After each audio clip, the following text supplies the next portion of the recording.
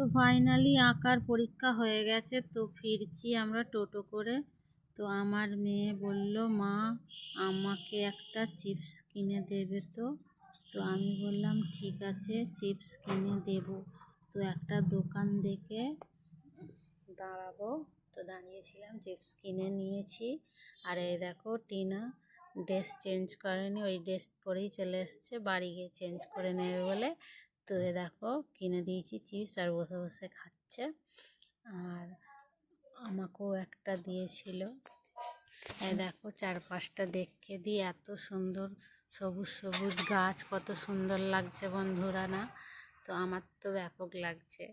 টোটো করে দেখতে দেখতে আসছিলাম, তো একটা চিপস দিয়ে দিয়েছে, তো আমি খেয়ে নিলাম।